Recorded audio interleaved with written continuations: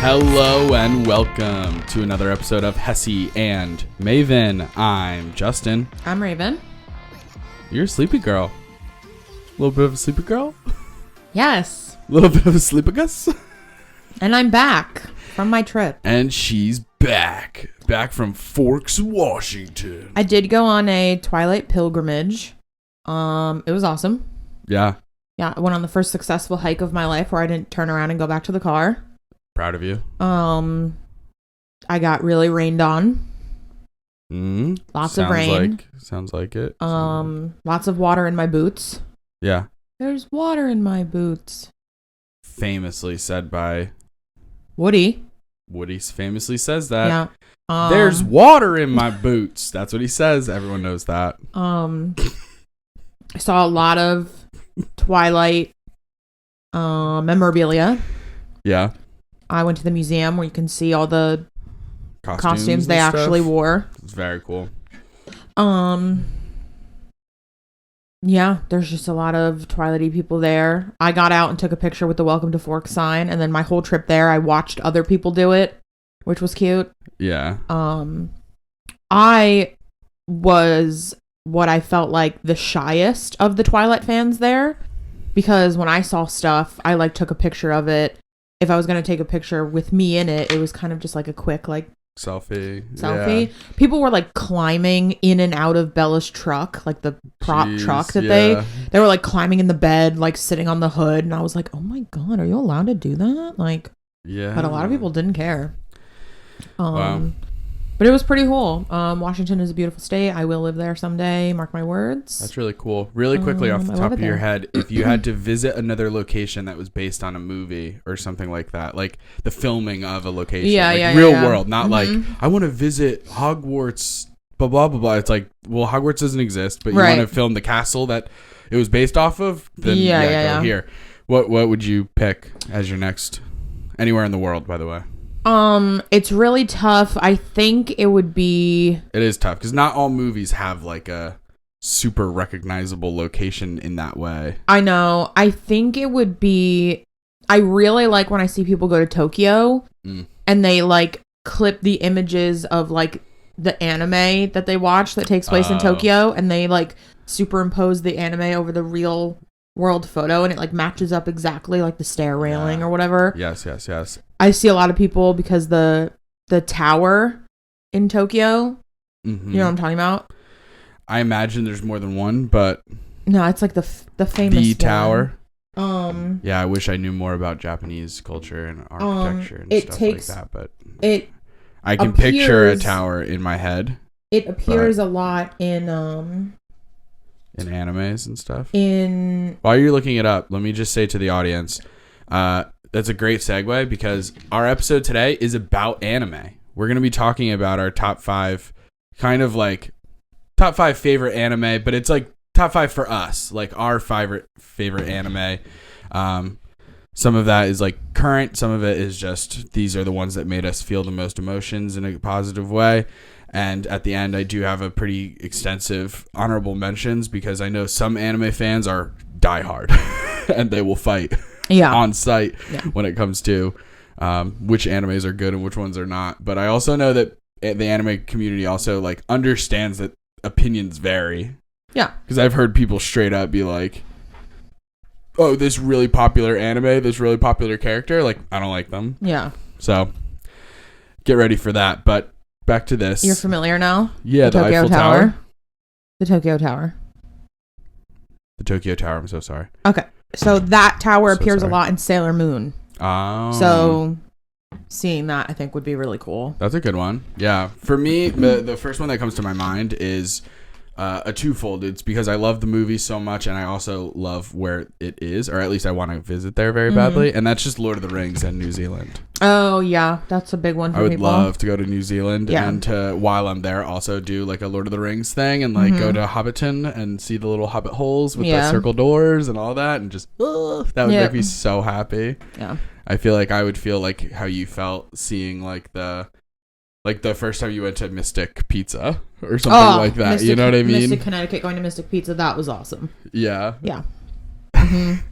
Why go to Copenhagen when you can go to Mystic, Connecticut? Exactly. Oh my god, amazing. So yeah, we're going to be talking about anime today. I'm so glad you're back from your trip and that was exciting and everything. Yes. But now we're back, baby. And we're back to talking about movies and TVs and all kinds of stuff. And the strike is over, so we're not limited. And the strike is over, so we're not as limited. But that being said,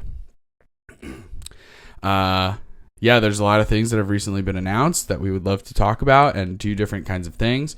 We're also maybe thinking about doing some short form content where we'll like react to different trailers that have come out. Like, for example, I want us to talk about like the Avatar: The Last Airbender trailer, but I don't want it to get buried in a long podcast video. Do you know what I mean? I want it to kind of be its own thing. Okay. So we'll talk about that at a separate time. But like, yeah, we'll figure stuff out. Anyway, we need to have like a staff meeting.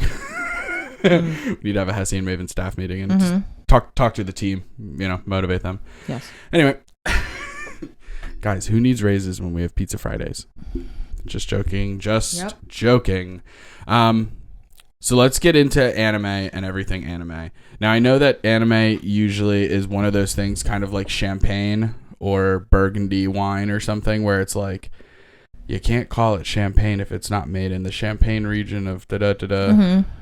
And I vibe with that, but also I'm a little, maybe it's like, I kind of don't care about calling a sparkling wine a champagne, and I also don't really care about calling something where it's like, oh, well, some of it was made in an American studio. I'm like, yeah, but when I'm talking to just a random person and I say it's an anime, they get it. Yeah. They get what I'm saying. You know what I mean? Like, sometimes I'm like, yeah, but does it really matter? Like, a ton? And maybe I'm wrong. Maybe it really does matter, and I'm not trying to take away from, like, it's a huge part of Japan's culture, this animation and stuff like that, and it's a beautiful art style, and it's been a long time since I like, it took me a while to get into it. There's a couple that like were my gateway, but I don't want to go over them without like necessarily spoiling some of my list or like what if something's on your list or vice versa or something. So we'll get into all that. But it anime wasn't like something that I found at a young age and instantly loved. I feel like there were a couple that snuck by because they were on like American television, and then way later in life, like I think I was 28 or 29 when I started actually like going out of my way to watch anime. Yeah. Like I was almost in my low 30s when I started. It was definitely for me a later in life thing because like in middle school, high school, the people who were into anime, I had a very strong opinion of what they were like.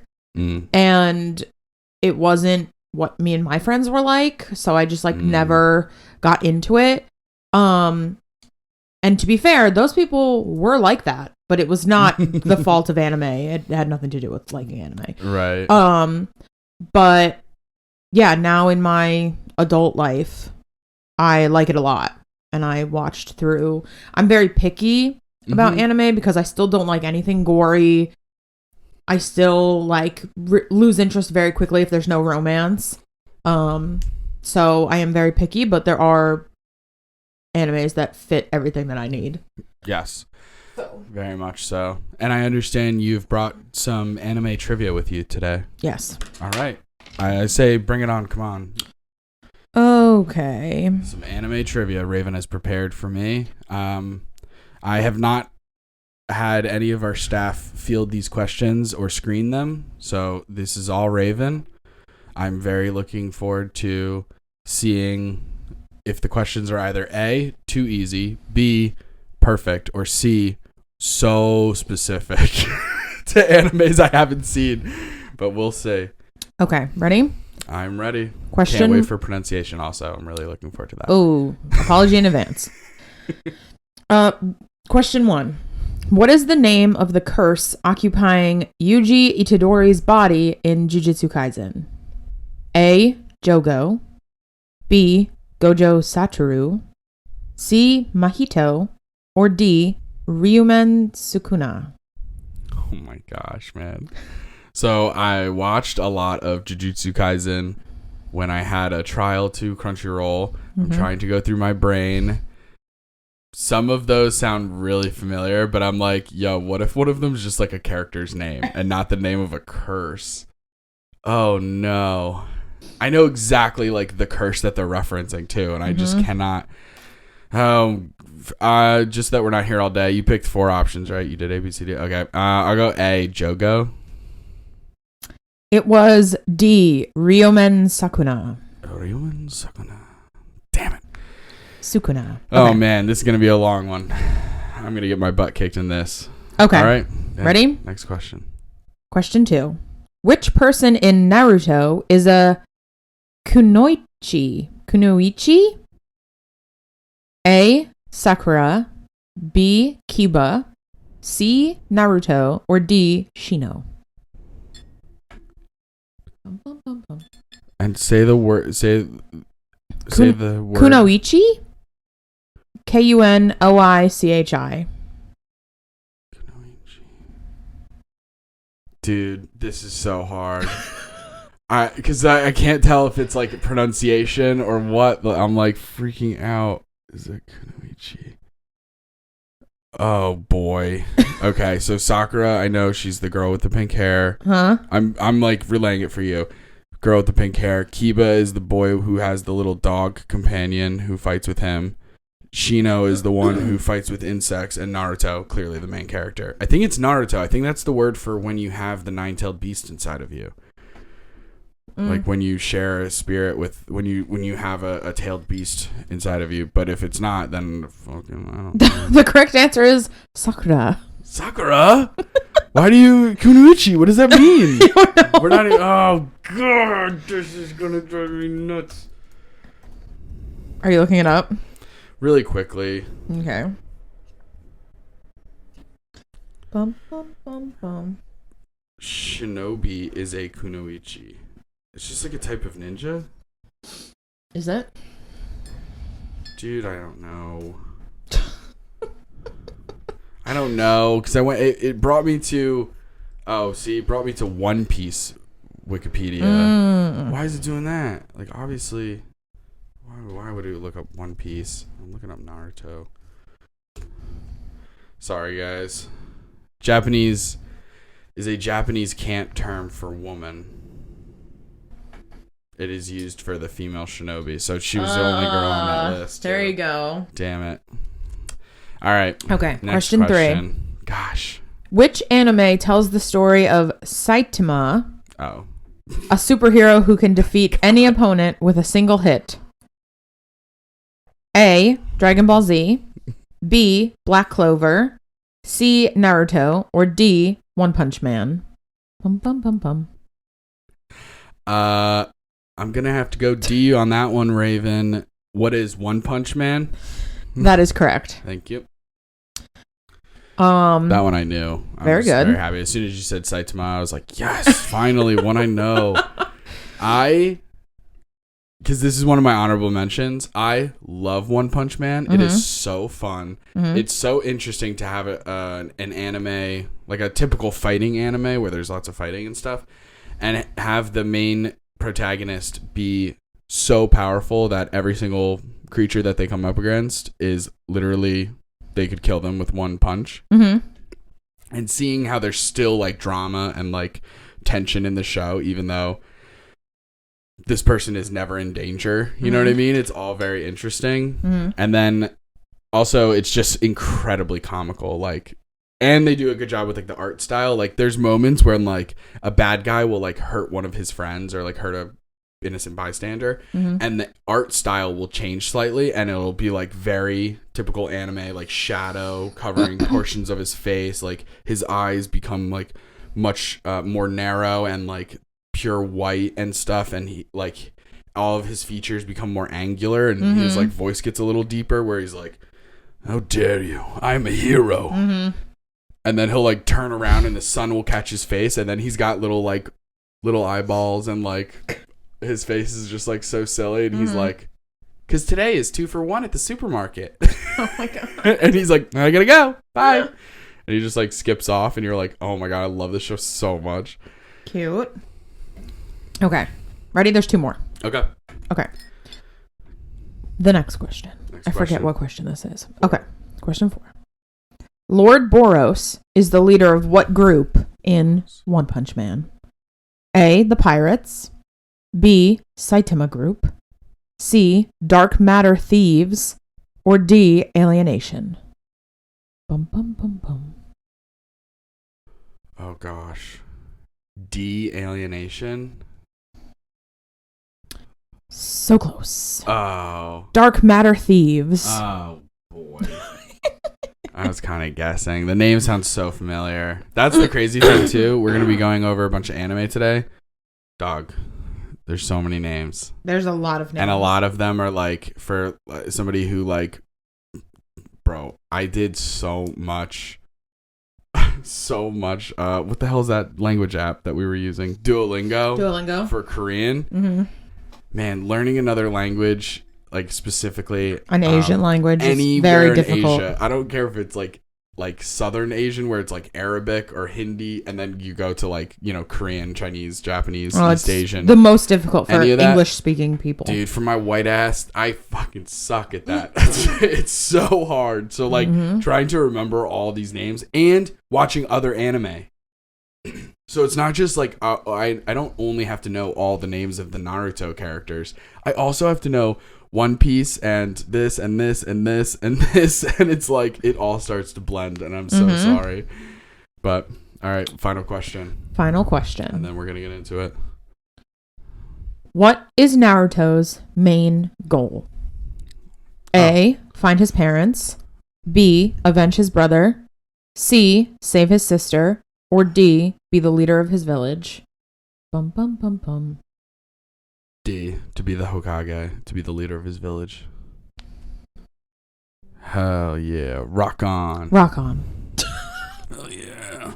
I threw you a bone there. Thank you so much. I really appreciated that, because he doesn't have a brother and he doesn't have a sister unless something happens in later seasons, which please no spoilers. Because Naruto, we'll cover all of it. Anyway.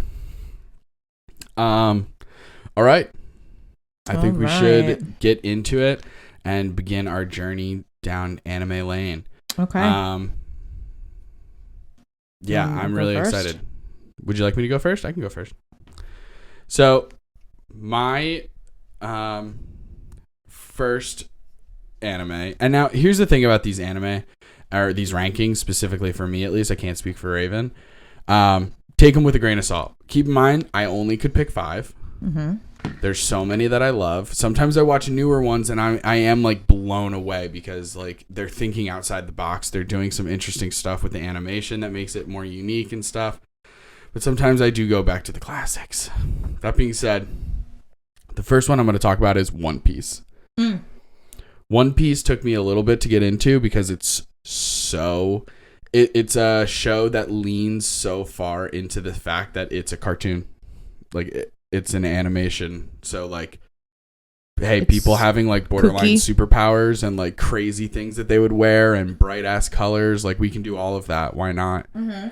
Like there's a group of bad guys who all kind of go by numbers, and a lot of them have their hair done in a way that makes the number in their head. So they'll just have like their hair in a braid that says the number 3. So it's like, that's ridiculous. That's fantastical. And so anyway, the whole idea about it's one of those things, it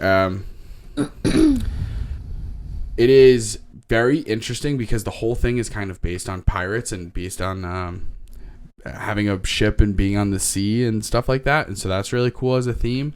But then it also it follows a young man by the name of Luffy. More specifically, his full name is Monkey D. Luffy. Wow. I don't know what his middle name is. I forget. But okay. No one calls him Monkey. Like that never comes up. It's always Luffy. But that's another funny thing too, is for a long time being like, I'm pretty sure that character's name is Luffy. And obviously, as soon as you start watching the show, you find out that that's not true because they all don't call him Luffy, but it's spelled that way. So that threw me off for a little bit. But anyway,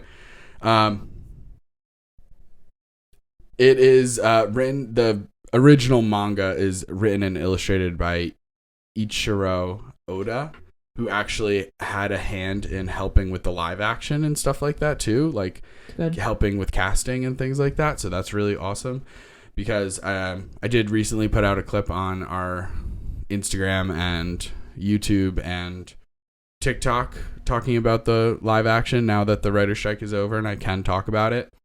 And it's interesting because for different reasons, both shows took me a little bit to get into, just because it was like, I don't know. I think I had come off watching other anime that were a little bit more serious. And then coming into this one where it's like, dude, the comedy is high. The hijinks and like the goofiness and kind of like, it really throws you for a loop. And then like, you meet so many fun characters along the way as he builds his crew, because Monkey D. Luffy, like, his whole goal is to become the Pirate King and to find this piece of treasure known as the One Piece, which is the name of the show. And it is like the age of pirates, and this is the time to do it and all this stuff. And like normally pirates can be bad guys and stuff like that, even in this world. But that's not how Luffy operates. Luffy is a nice guy, and like he's not going to bother you unless you bother him. And he's super sweet, and he helps innocent people all the time. And then there's the Royal Navy, and the Royal Navy are like kind of like the cops, but also like not quite, because probably actually pretty similar in some ways. There's a lot of corruption and stuff like that. I'm not saying that they're trying to make a social commentary or something like that, but it's one of those shows where like you're rooting for the pirates, and like anytime that they're like the Navy's here, you're like, oh no, like they're bad guys, because like you find out that there's a whole kinds of stuff. I won't spoil too much about One Piece, although got to get on it, because this is one of those shows where there is 10,000 episodes. It is unfreaking real, and it is one of those animes. The reason I'm talking about it first, as opposed to waiting for it to be like closer to the top of my list, is simply because there's too many episodes. And you hit a lot of times where you hit those like filler episodes where there's entire like 3 or 4 episodes where you're just like, this is meaningless. Is it done now? Like they don't make new episodes? It's like complete? Couldn't even tell you. Oh. Couldn't even tell you. Yeah. But it's just, the character development is so good. Like seeing Luffy grow and seeing him be at times incredibly goofy and irresponsible and silly, and then other times where he's like, I'll put my life on the line for my friends. And it's just like the dichotomy between those two moments makes it really strong. For example, like I said, he's always joking around, he's always being like a silly little goofball kind of thing, but then there's like moments when people on his crew are going through their own personal kind of like backstory moments. For example, Nami, and this happens in the live action also, so spoilers for the next like 60 seconds, be ready for that, just skip ahead. But Nami has given her allegiance to this evil pirate group called the Fishmen, led by this dude Arlong. Bad dude, right? Okay, sorry for that, Spike. Jesus Christ, Raven. I'm sorry, I have to itch my face. Well, you don't have to touch the mic when you do it. I have flailing arms. Flailing arms? I'm gonna flail my arms. So then we have the moment when Nami goes back to try and pay off Arlong. This is what she's been doing her entire life, is saving up money for this moment. Arlong makes a secret deal to steal that money, and now she can't pay off her debt, right? So she's like freaking out, she's crying. She joined this evil pirate group who killed her like only mom, and all this terrible stuff, and she joins them so that she can protect her village and do all this stuff, and she keeps it a secret, so her whole village hates her, but she's doing it to help them and raise all this money. And she finally hit I have 100 million berries, which is like $100 million, and then boom, it all gets stolen by Arlong. And so now she has to start all the way back at zero and all this stuff, and she's crying and she's freaking out, and she has like a tattoo of the pirate gang, and she starts like cutting. It's a cartoon, so it's not that bad, but it's still like crazy. She starts cutting herself like to get rid of the tattoo, and at that moment she's like crying, and Luffy walks over, and immediately she's like, get away, I don't want your help, she's like lashing out, and Luffy keeps with her and is like, no, I'm your friend. And she eventually is like, Luffy, help me. And he takes off his hat and puts his hat on her head and says like, of course, and says like, I'll protect my friends or something as he screams into the air. And the live action did it perfectly. And it was just, I saw that moment. Side by sides. I cried the first time I saw that in the cartoon. I cried. I was like, this is so good. I was like, Luffy fighting for his friends. Like, ugh. Yeah. And I just wept. It was so good. So One Piece is good. A really strong one for me. I still need to finish the fucking show. I still see clips on TikTok all the time of like little scenes and stuff, and there will be a character in their crew, like in the core that you haven't group met yet. that I haven't even met yet. Yeah. Because it's too long, and there's entire storylines Does that are Netflix just have the whole thing? No. Yeah. Netflix does not have the whole thing. I think Hulu might. Netflix never has the whole thing. Yeah, I think Hulu might, and Crunchyroll is weird when it comes to subs and dubs. Like sometimes they'll have the whole show. Like they have all of Digimon, but it's all in Japanese, and it's like, with all due respect, subs and dubs, like I'm here for the debate of like which one's better, which one works for you, why you pick one over the other. I find that fascinating. But when you've started a show one way, I feel like it's crazy to switch. Yeah. So like if you've watched like the main arcs of Naruto all the way through like the Pain arc, and then just switch to Japanese, you're like, what? Yeah. That's not how those characters totally sound or talk or whatever. And sometimes the difference between the voice actor who's Japanese and the voice actor who's English, sometimes the tone or pitch of their voice, not just the language, but even like one person is saying like, hello, how are you? And then the Japanese is like, sayonara. And you're like, those pitches aren't even the same. Like, I it's totally different. Kind of handle it if it was just a different language. But it's like a different voice. So I can't. It's like I'm used to his octave being down here and being like this. But now in Japanese, it's up here. And I'm like, I don't know if I can do that. But anyway, I totally get that. That's One Piece. Very good. Very good. Very good. Very good. My number 5 is a show called Romantic Killer. It is very cute.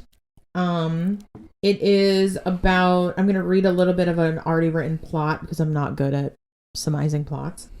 The plot is, one day a wizard claiming to be a love cupid named Riri appears before Anzu Hoshino, a high school girl who has no interest in romance outside of video game characters.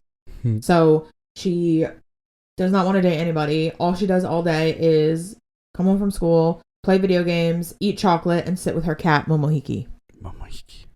Which is an excellent cat name, by the way. It's very good. The world where the love cupid comes from is founded on giving dreams and hopes to children and collecting their pure hearts as energy in return. They don't really address that in the show, I feel like. Due to declining birth rate assumed by the decrease in romantic opportunities between men and women, Riri is sent to assist Anzu in experiencing real-life romance. So she sets up like a bunch of encounters for Anzu to have, like randomly with like with boys her age. She's in high school. And Anzu wants nothing to do with it. So Riri is like, okay, I'm going to take away the 3 things you love most in this world. No video games, no chocolate, and no Momohiki. So she takes away everything. If someone took away my cat. Momohiki goes with her parents to live in America out of nowhere, and no chocolate and no video games. So she freaks out. And Riri's like, I'll give it all back if you get a boyfriend. Yeah. Like pursue love. Yeah, pursue love. Wow.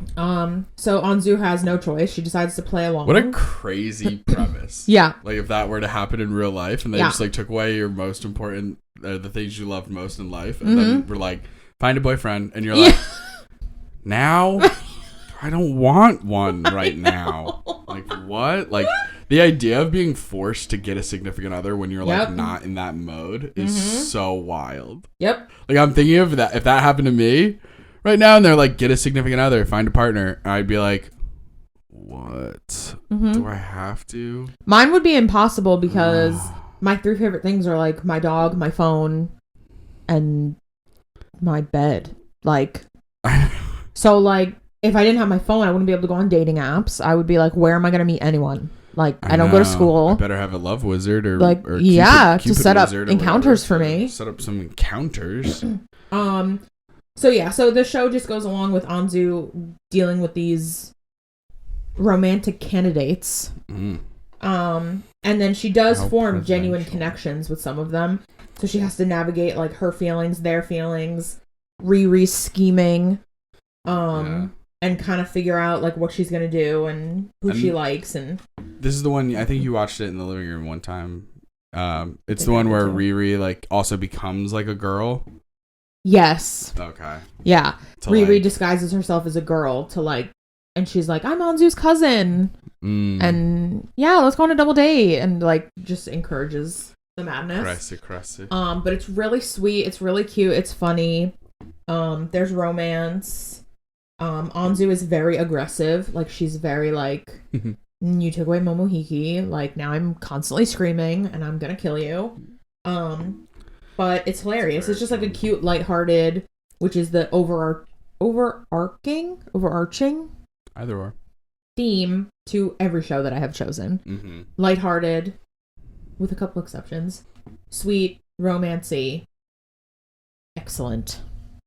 Yeah, there's an anime for everyone. Yes. So there's different styles of anime and stuff like that. Like the anime that I'll be covering is more of your like textbook. Classics. The most popular classic anime. And Raven's covering kind of a different genre of anime. There is a name for this type of anime. It's like shonen something. Yeah, I can't remember what it is, but there is like a name for it. It's like, I think it literally translates to like anime for girls. Which is problematic in its own sense, but I love it. Yeah, because my favorite type of anime. I've watched lots of episodes of the anime that Raven chooses, and I like it. It's funny. Yeah. It's cute. Yeah. So that's my number 5, romantic killer. There you go. Okay, fantastic. My next anime is Naruto. Very good. It took me a long time to get into Naruto. I had seen so many clips and different things online. I felt like I already kind of knew a lot because, like I said, I saw so many clips online of different fight scenes and different characters and stuff like that it felt like, yeah, I kind of get the gist. And then finally I was out of anime to watch, and I was kind of like, all right, I guess I'll watch. It was on Netflix, and I was like, all right, I'll start it here. And even though they don't have all of it, good enough, you know, like it's here, and I have Netflix. I don't have Crunchyroll at the time, so I was like, whatever. And I didn't even know that it was all on Hulu. It's all on Hulu, guys.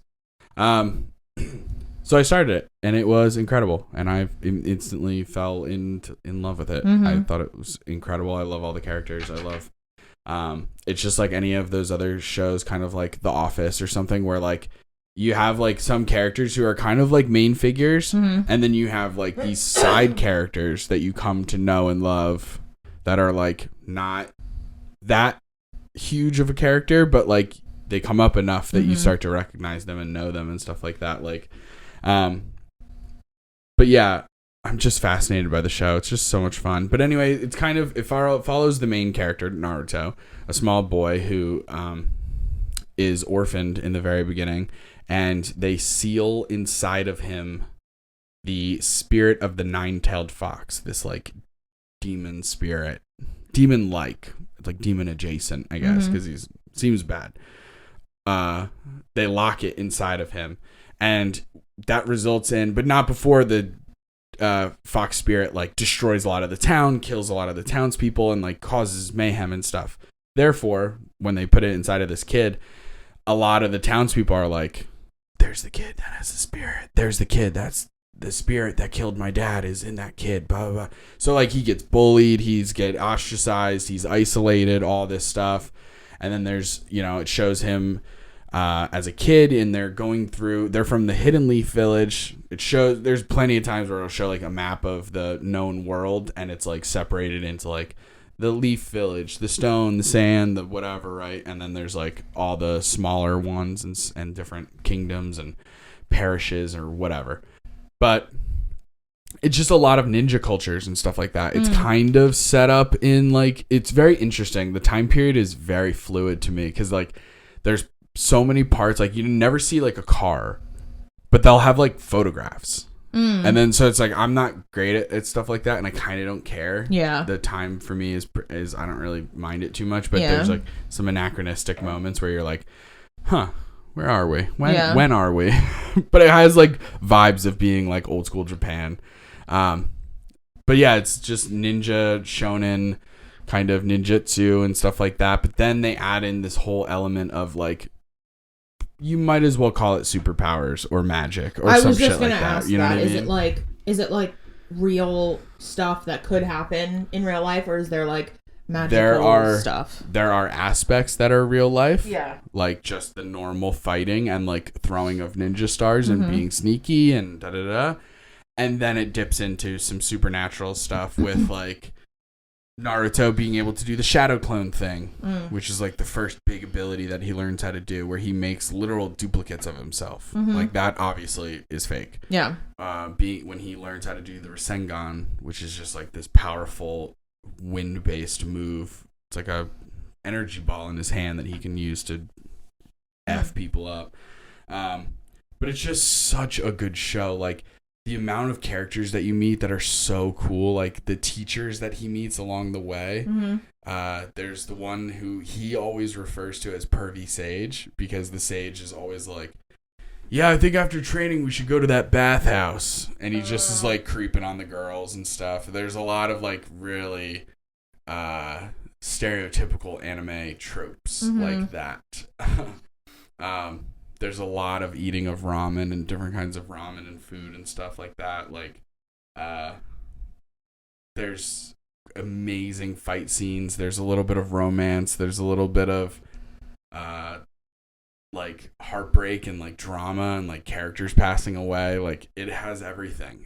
I was blown away. I was genuinely surprised at like how good the show is. Like, I was like, oh, this is why this show it's popular so for a reason. Popular. Like, it really is so good. And like certain villains you meet along the way are like just so good and slimy and like tricky and oh my god, they did such a good job with everything. Like, every single time it does that other really typical anime trope, especially in these kind of animes, the ones where it's like fighting is like a big proponent of it. They do the thing where, like, let's say I'm the main character, right? So it shows me and they introduce me and they're like, Justin is the strongest ninja in the world. And I'm like, hell yeah, blah, blah, blah. And it'll show me like fighting some people and me absolutely crushing them. No problem, right? And then all of a sudden it's like, but now there's a new guy in town. And I fight that bad guy and he kicks my ass. Like, I don't even stand a chance. Then I go away and I train. And I train with my sensei, with my master, my Sifu, whatever it may be. And then I come back and maybe there's like a little bit of the beginning of the fight where it's like, okay, 50-50. And then I turn it on. I turn on the juice. Yeah. And then I crush him. Yeah. And that's how Naruto is. That's how One Piece is. That's how a lot of these shows are, where it's like, all I got to do is do the training. If I believe I can do it and da-da-da. But yeah, Naruto is incredible. It's so freaking good. Not to mention, in all of that, it also has so much comedy, and it really rips. The comedy is funny and stuff like that. I love all the characters. I love Naruto. I love Sakura. Although Sakura did one thing, and I'm not going to get into like spoilers or anything because it's a little bit later on. Sakura does one thing that really pissed me off, where she was a little duplicitous, and I was not a fan. But for the most part, I like Sakura. I like where her head's at. Because in the very beginning, you're like, Sakura, what the hell, dude? Like, you're the weakest on the team. I need you to pick your shit up, dude. Like, come on, girl. Yeah. Like, you need to be tough. Like, I need you to pull your weight because you're with Naruto and the freaking other kid. I can't remember his name. Oh my god, I cannot believe I can't remember his name right now. He's like such a huge character, but he's also annoying. He annoys me a lot, actually. I totally understand that. And it's just, it's a really good show. Like, there's a reason it crushes. There's a reason that like people find a way to work Naruto into like their clothing in a way that's either oppressively nerdy or like subtly nerdy, which is my direction. That's where I would like to head. But yeah, it's just really, really good. Some of the battle scenes, the different abilities that characters have, like, and a lot of Critical Role plays different voice acting on it. Like Liam O'Brien plays a character named Gaara, who is similar to Naruto, has one of the tailed beasts locked inside of him, also has feelings of loneliness and this and that, and so Naruto can connect with them. And but he can control sand, and that's like his big thing, and it's so cool how he does it and stuff. Like he uses it mainly defensively, so like someone will like throw a ninja star behind him and he won't even look, but like he's got this giant gourd on his back and sand will come out of it and just like block that throwing star. And then like you meet so many different characters. There's like a really cute oh my god, what is her name? Tsunade? Is that her name?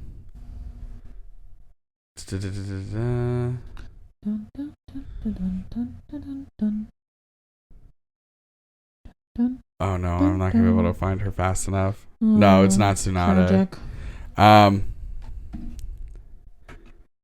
But there is. Oh my god, I'm so sorry. There's so many cool characters. Sasuke is the guy I'm thinking of who I don't like. I like him at times, and like I really was pulling for him. But then there's just like he just becomes a moody villain eventually, and I was just like, I can't stand you. And then Kakashi is like the teacher. He's so freaking cool. He's always got like one of his eyes covered, and then the very first time he like shows you that eye, so cool. And then there is Hinata, who is the girl who I honestly thought was blind for a really long time because they color her eyes like such a light purple, almost white, like a white purple. So I thought she was blind, and it turns out that it's just like a family trait that they have this eye color, and it's because she uses an ability called Byakugan, where she goes Byakugan, and veins kind of appear around her, like she's really focusing on her eyes. And what happens is she can see like energies, because that's how they do all this magic and supernatural stuff, is they're like controlling chi and or like their energy or whatever, and they're pushing it out. Interesting. Yeah, Hinata is so cute. She has a really high-pitched voice, and she loves Naruto. There's so many times where Naruto walks up to her and is like, Hinata, are you okay? You look hurt. And he'll just be like, and she'll go, oh my god, faint. Yeah. Naruto. Yep. It's so cute and funny. I love it so much. Oh, and then the last thing I'll say is that there's my favorite character of all time is a character by the name of Guy, and he has a bowl cut, and his best student also has a bowl cut, and I still to this day I've never figured out if they're father and son or not, but they look identical but different ages. Anyway, Guy, the way he talks, like the voice acting that they decided to go on, especially for the English, like I can't speak for the Japanese, I have no idea. But he talks like this, ready? So I told the name Kakashi. He loves Kakashi. He's like his best friend. And he says it like this. Kakashi. Kakashi. Like Kronk? That's kind of how he talks. Okay. He talks like this. Cute. The power of youth. That's exactly how it sounds. Okay. I wish you knew how good that impression was. Anyway, that's all I'll say about that. Very good. Yep. Naruto. Very good. The only reason it's not higher is because the amount of filler episodes. I finished the arc that had the villain Pain in it, and they started working towards the next villain, and it made sense logically. And then they went ahead and they said, well, let's actually look at all of Naruto's childhood and all of his friends' childhood and tell stories about their childhood. And it's like, no, let's not actually. So now I took a break and I haven't picked it back up again. R.I.P. Naruto. R.I.P. Okay. My number 4. Bring it on. The Way of the House Husband. This is a really interesting anime. Like, the animation is different than anything else I've watched.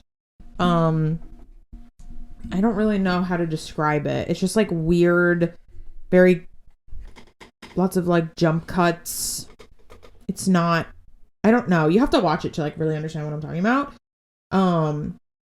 But it's really good. Oh wait. Oh, okay. The plot follows Tatsu, an infamous and feared Yakuza boss nicknamed the Immortal Dragon, after he retires from crime to become a house husband so he can support his wife Miku. Miku? Miku? Oh, Miku. Miku. Okay, cute. Okay. Cute. Which is so cute. And she works and he is just the house husband and he helps her around the house. The series, it's all comedy. It's so funny. It's all comedy because it depicts Tatsu's like housework that he does, like boring housework, like grocery shopping, washing the dishes. There's like a whole episode about there being a cockroach in their house and he has to take care of the cockroach. Juxtaposed with his big, intimidating, like demeanor and like how scary he is because he's a former gangster, a former gang leader. Yeah. And like everyone's afraid of him, and he's huge and he's covered in tattoos and like scary looking tattoos. And he has like this deep, like scary voice. Oof. And he also has frequent run-ins throughout the show with like former Yakuza associates. Who are like still, some of them are still in like crime and others have like also retired to do other things. But like one of his like rival you meet at some point, and the rival is like running a crepe shop. And at one point they have like a cook-off. Yeah. And it's so funny because what they're doing is innocent. Like they're battling who can make the better crepe, who has the better technique, who uses the freshest ingredients. Right. But the way they're talking is like, you think you can challenge me? You think with my experience, my expertise, you're going to win this fight? Like, I will take you down. I will gut you. Like, they just like talking the most scary like words, like as if they're going to have like a knife fight or something, but they're making crepes. Right. And it's just so funny. Like the episode where he has to get rid of the cockroach, the wife comes home and she opens the door and there's like stuff everywhere. Like stuff around the house is all knocked down. Vases are knocked over. Plates are broken. Stuff's, and he's like on the ground leaning up against the wall and he's got like blood all over his hand and he's panting and she's like, what? She's like, Tatsu, what happened? And he's like, there's an invader who's coming to our home. He thinks he can just walk all over my turf like this where I'm the boss. And you're like, what is he talking about? And then it like cuts to him seeing the cockroach and like holding a plate. Like he's gonna like trap it under the plate, and then the cockroach gets away and the plate breaks and he's got blood all over his hand and he runs around and it's just so funny. It's just like watching this person who had to be so tough and scary and intimidating his whole life now have to do these like but with mundane the same energy. Yes, do these mundane tasks but with the same energy as a crime lord energy. It's so funny. It's so good. It's such a funny idea for a show. Oh, it's hilarious. It's such a good idea. I don't know who thought of it, but it literally is so funny. It says it was originally published in an online magazine called Karage Bunch in 2018. But oh my god, it is so fun. Oh, written and illustrated by I'm so sorry, Kosuke Uno. Okay. Yeah, and oh my god, it is just, it's so funny. Oh, the series was adapted into a live action television drama by Nippon TV in 2020. I've never seen that, but I imagine it's also funny.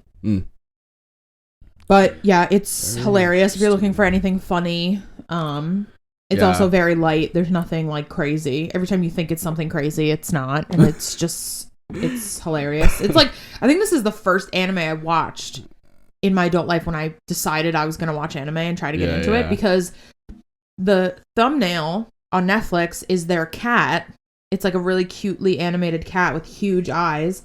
And their cat's name is, I don't remember how they pronounce it, but it's spelled in English Gin.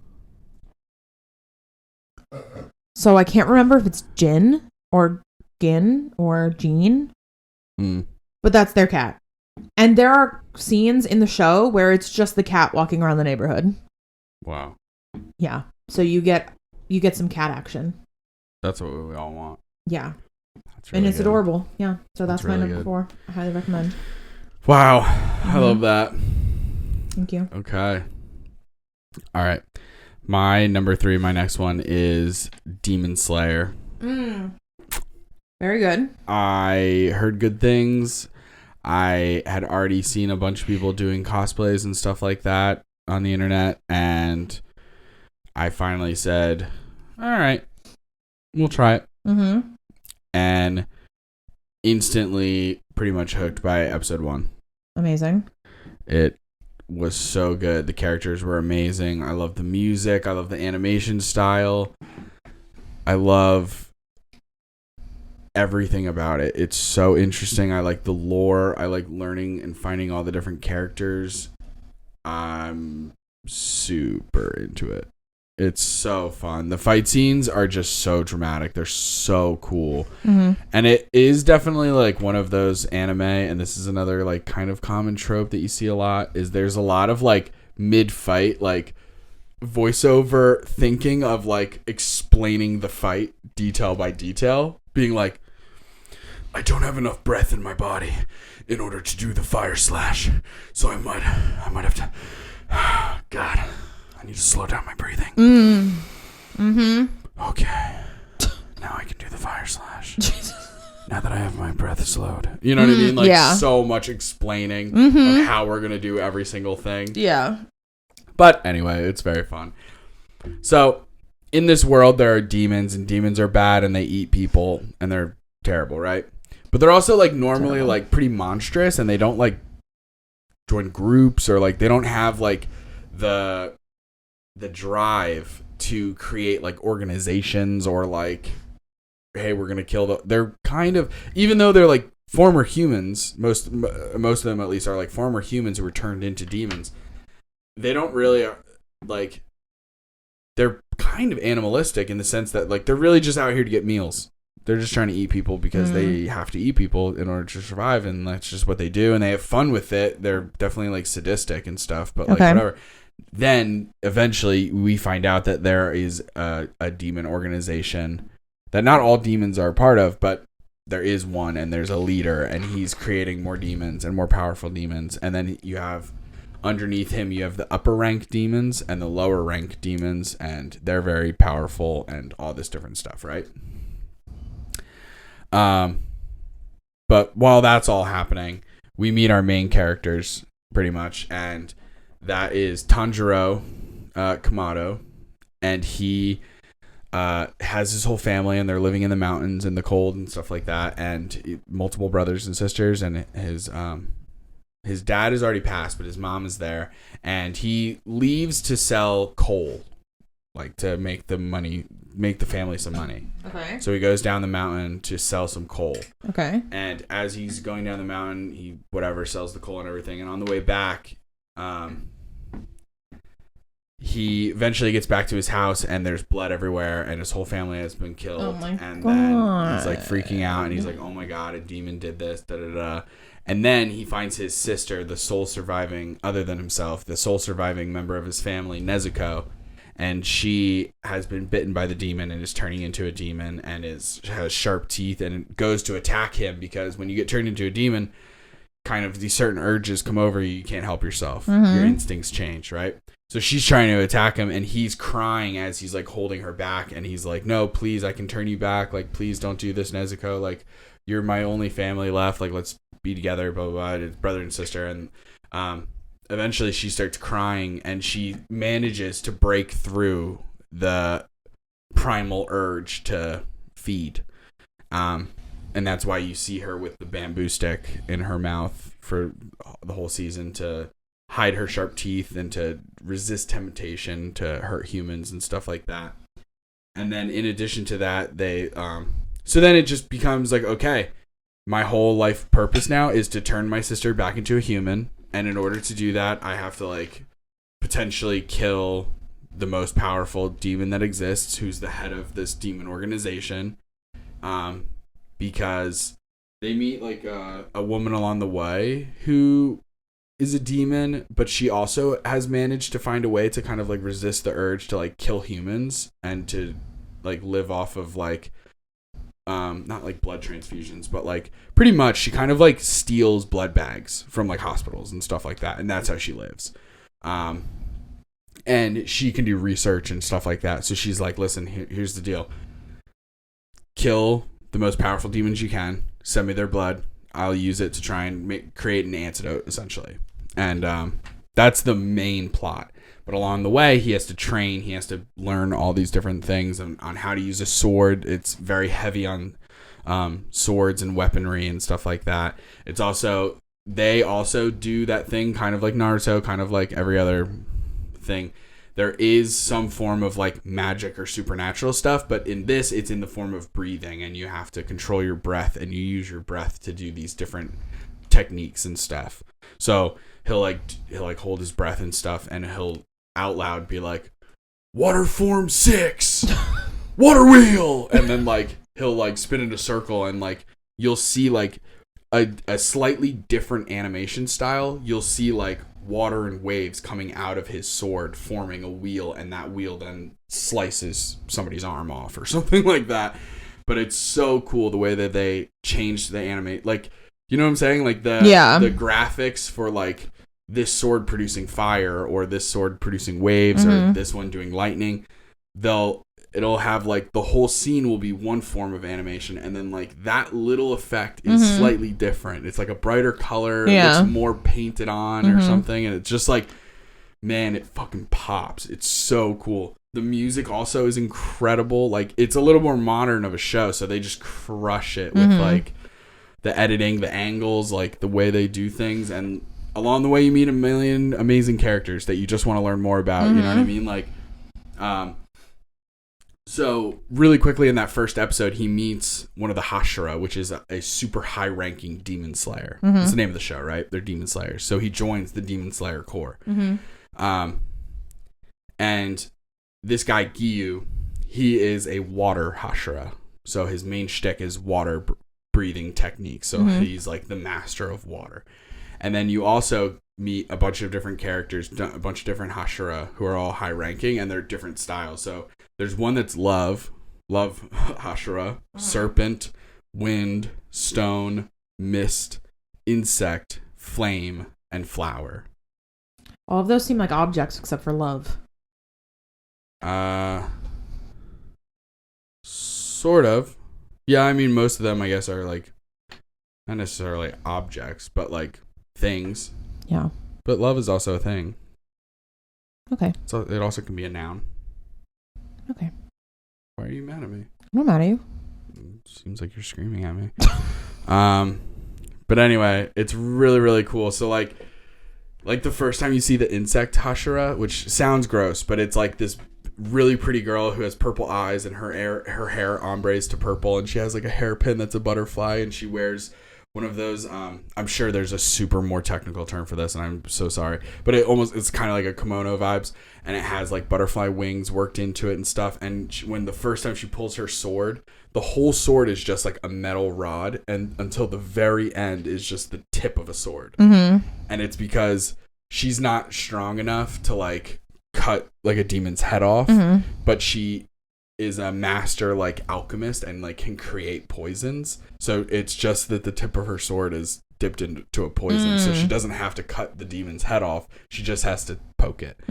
And she is so cool because, again, every anime, right? It's like, oh, we trained so much, look how strong we are. An easy demon comes by and they're like, look how badass we are. And then they meet a new kind of demon who's like way more powerful and they're like, we're gonna get killed. Yeah. And then the insect girl comes in, and she does, this is another kind of anime trope that I freaking love, but like, where it's like usually a girl who does this, where she's so sweet and so cute and bubbly, and then also a freaking badass. I love that trope. So she comes in and she's like, "Aw, demon, you don't want to be my friend?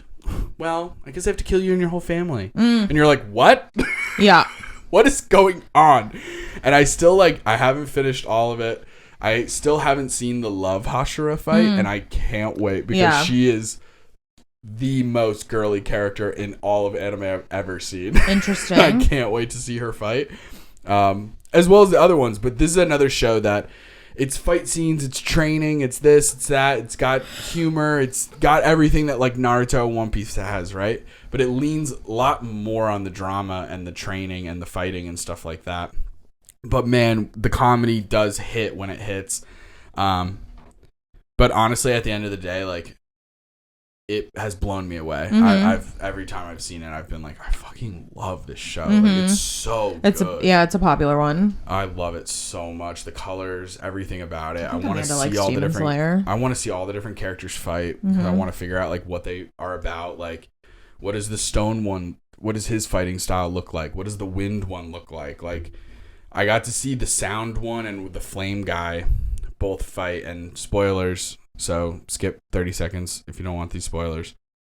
They both pass away and get killed. Wow. And Jesus. I cried for both of them because by the time you met those characters, you were like, I'll die for these guys. Yeah. And then they get killed, and it was so freaking sad. That's upsetting. Yeah.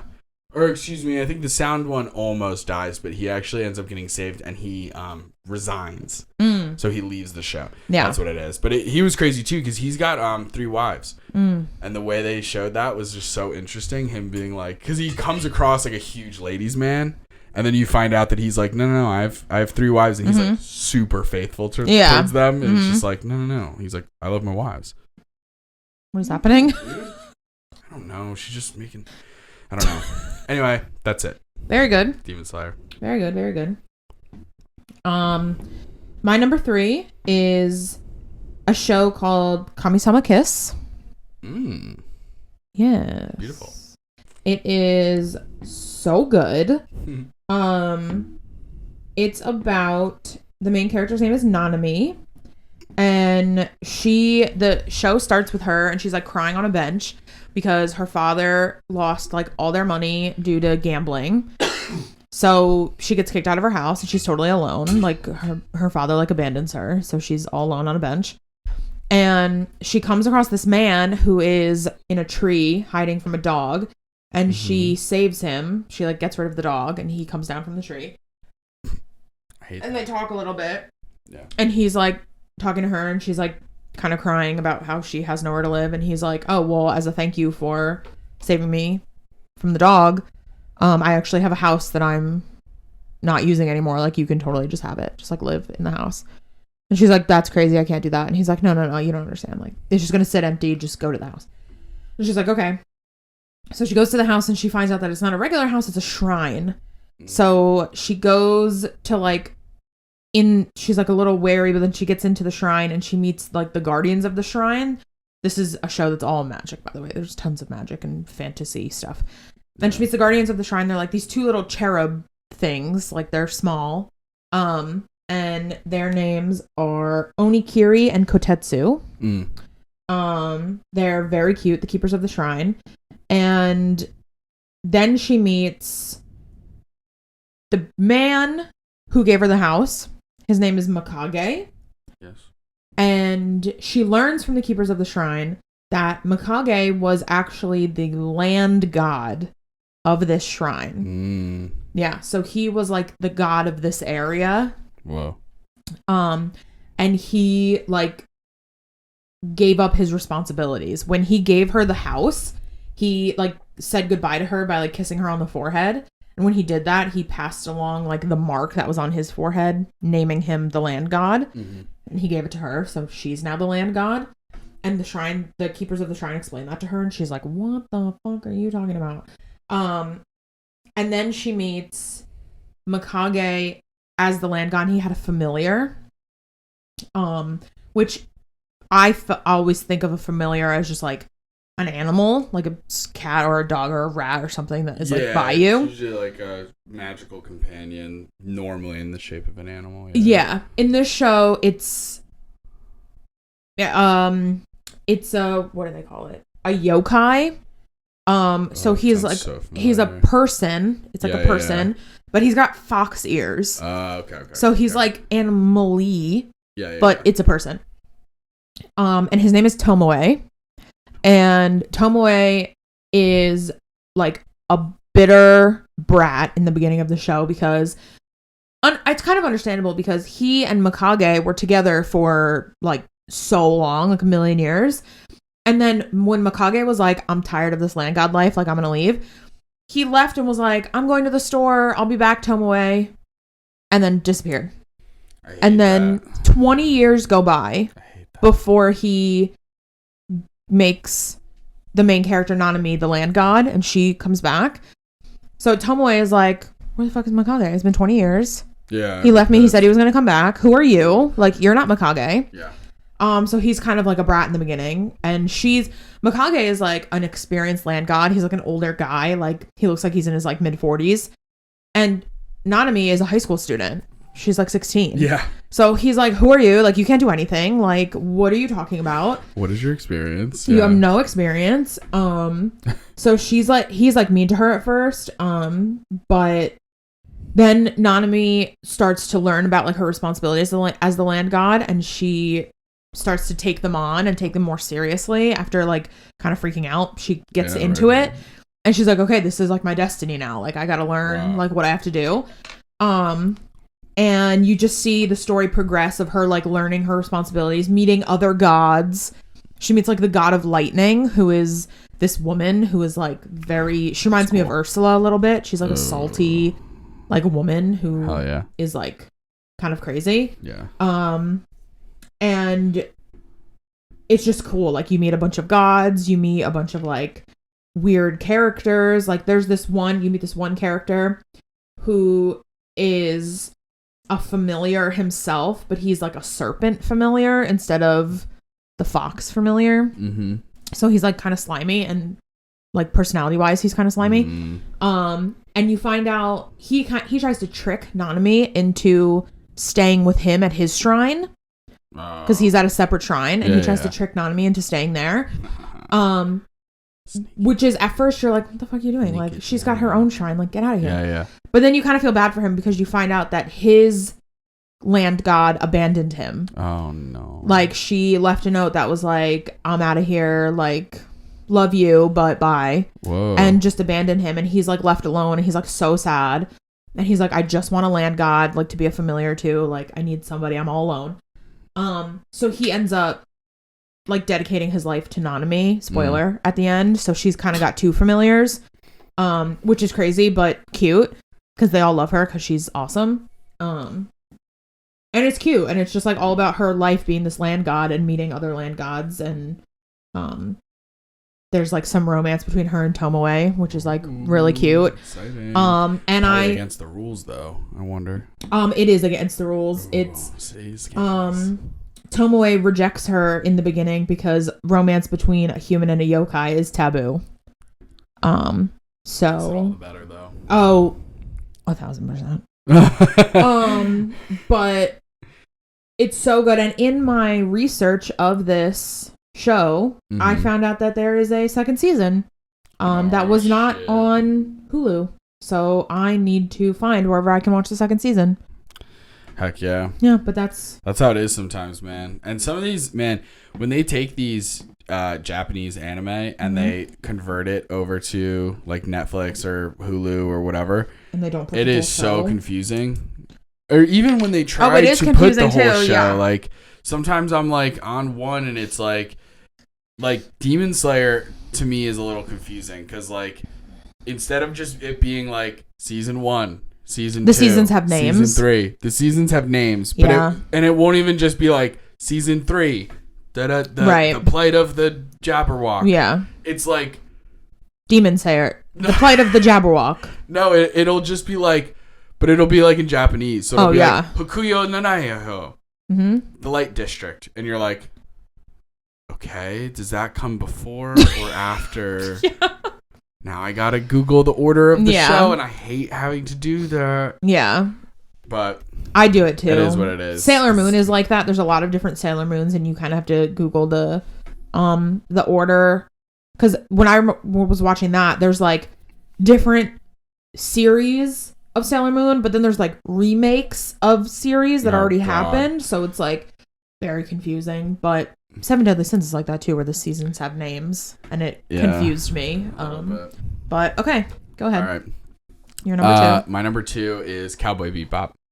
Oh, yeah. I fucking love Cowboy Bebop. It's so good. It's like space western. So, I mean, yeah, there's spaceships and spacecrafts and flying from planet to planet from moon to moon. Space Cowgirl is something I wanted to be for Halloween. I think you should. Yeah. That's a good idea. Thank you. It's got such a good storyline. It's got so much drama. It's done in such an artsy and fun way. Like it's an animation, but it feels like it has like the cinematography of shooting a show with a camera. Mm-hmm. And it's just done so well. The way that the lore is revealed in such a way that like it really, oh my God, just like finding out backstory stuff about the main character, Spike Spiegel, and finding about why he is motivated to do the things that he does. He's with a guy by the name of Jet Black, who is sort of the main captain of the Cowboy Bebop, which is the name of their ship. And they're like space bounty hunters. So they're trying to make that money, which is in this world is referred to as oolongs. So it's like, man, for 250 oolongs, we could do this, and da-da-da. And it's just like, they're like broke most of the time, and it's really funny. Because he's like, man, I just made my famous beef and pepper stew.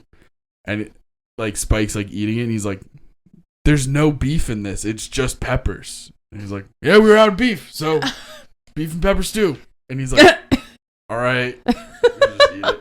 It's just like such a good show. The music is incredible because like, I mean, obviously it's called Cowboy Bebop, and bebop is like a style of music, and it's like, so the amount of, I mean, if you've ever heard of like just the intro song to Cowboy Bebop, the level of jazz that plays throughout this show, oh my God, it's so cool because it's not like elevator music jazz or like white people jazz, that like soft jazz that I know that you like putting on in the background when you're doing things, which is one thing.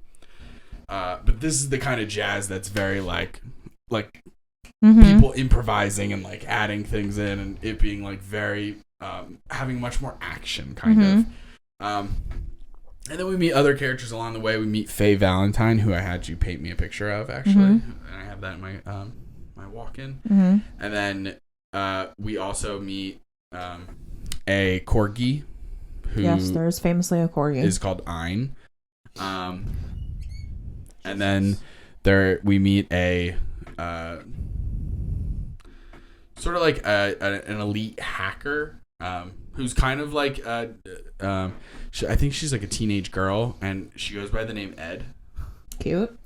More specifically, Radical Edward is the name that she goes by a lot.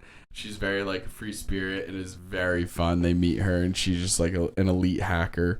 But yeah, it's just the storyline, the different episodes. It's a very short show compared to other animes and stuff like that. Like, I don't know exactly how many episodes off the top of my head right now, but yeah, it's very, very short. Comparatively, I want to say it's like 24 episodes.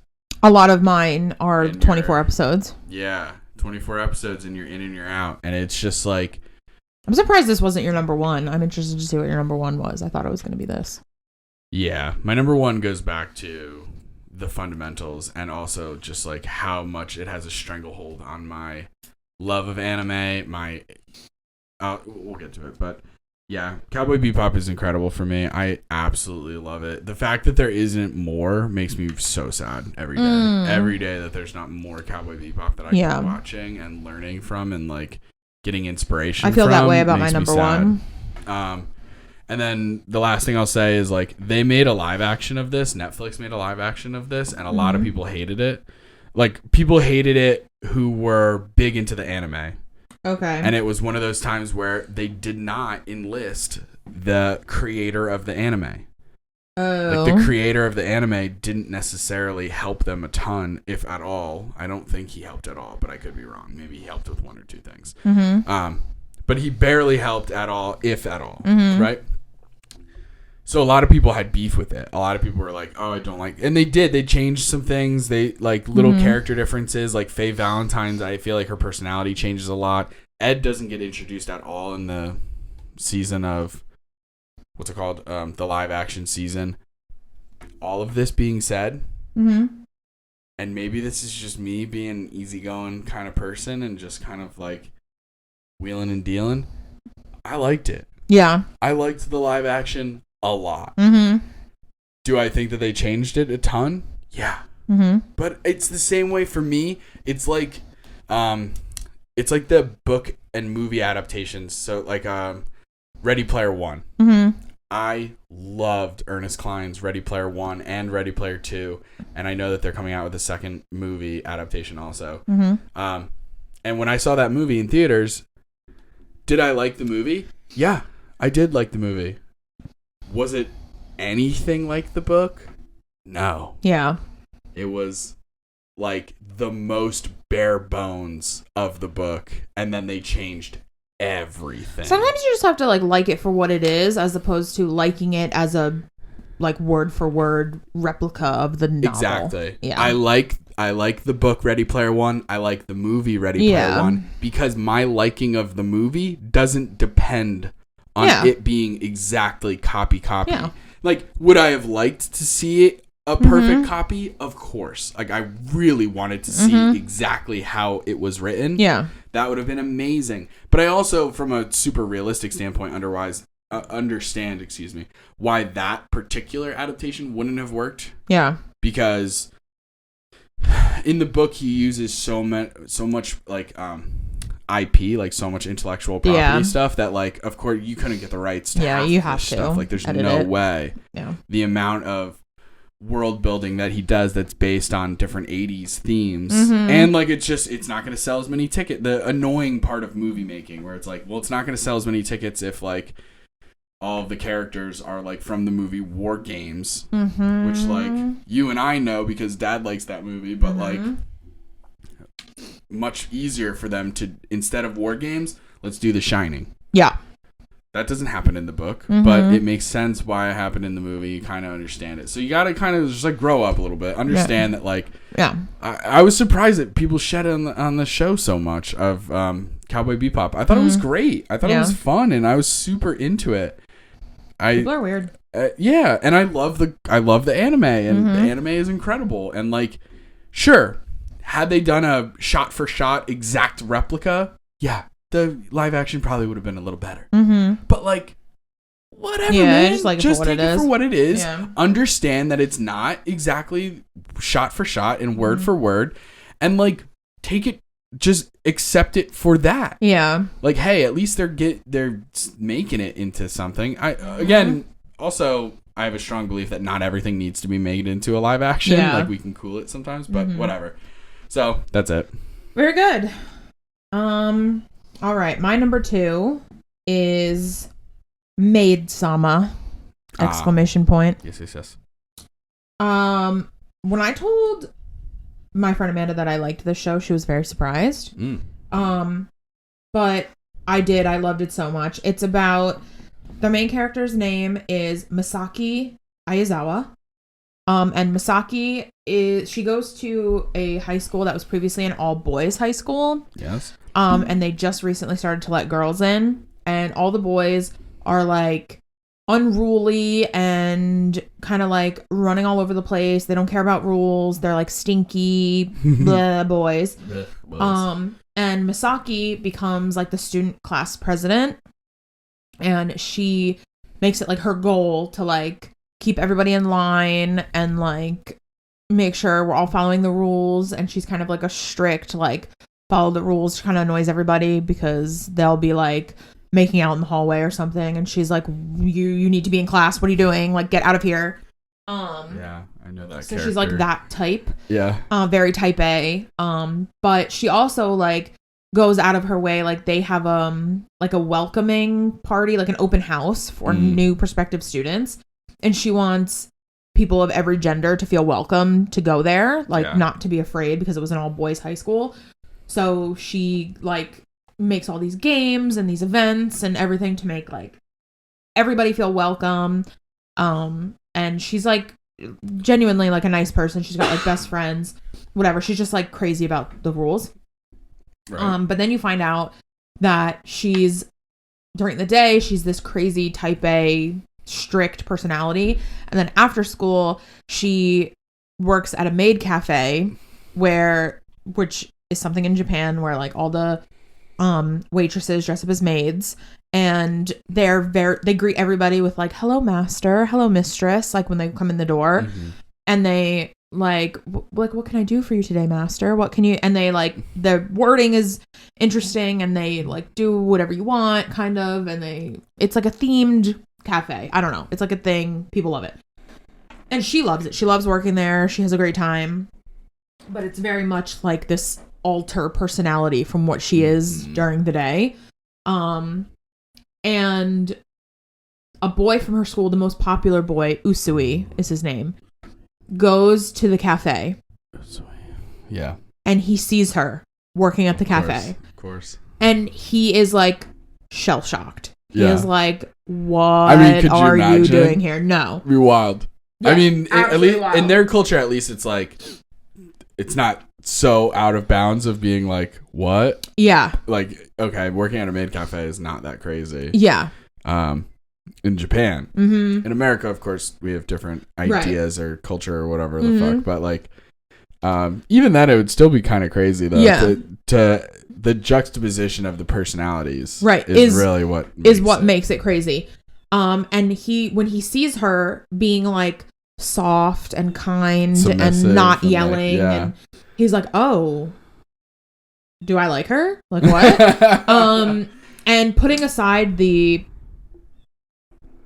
issue that I have with him only liking her once he sees her soft, if you put that aside, it's so cute, because then he tells her that he saw her at the thing, and she's like, it's like her deepest secret that she works at this maid cafe. She cannot let anybody know. It cannot ruin her reputation as this, like, you know, I hold the, what's that saying? Like, I hold the barrel or the pitchfork or the hammer.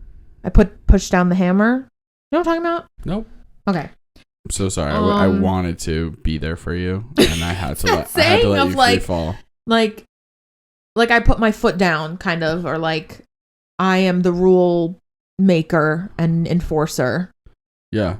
Okay. You're saying sentences. Do you want me to? Helping? There's like a saying that goes with that?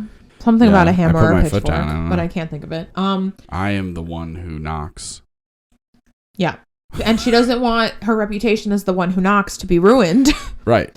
So she's like, you have to keep the secret. And he's like, okay, I'll keep your secret if you like go on dates with me. And she's like, absolutely not. And he's like, okay, then I'm going to tell everybody.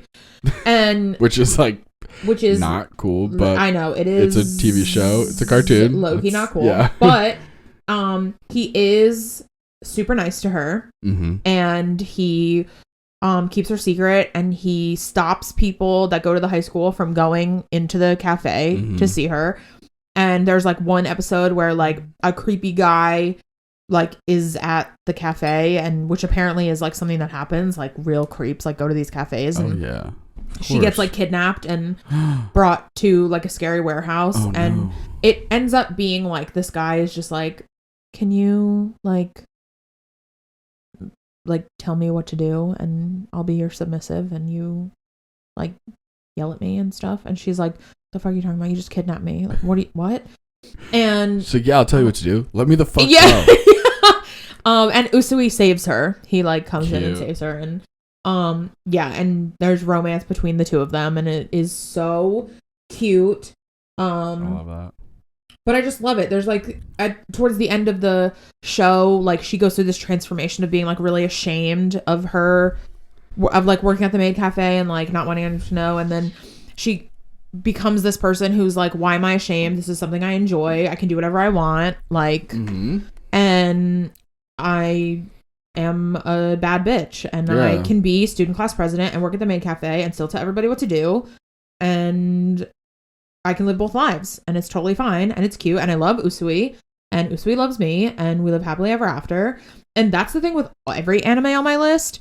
They all have happy endings, which is exactly what I want. Like perfectly tied with a bow, happy endings. You're gonna hate Cowboy Bebop. Spoilers. I will not watch Cowboy Bebop. But yeah, it's amazing. It's such a good show. It gave me everything I wanted in a cute romance. Yeah, it literally was a 10 out of 10.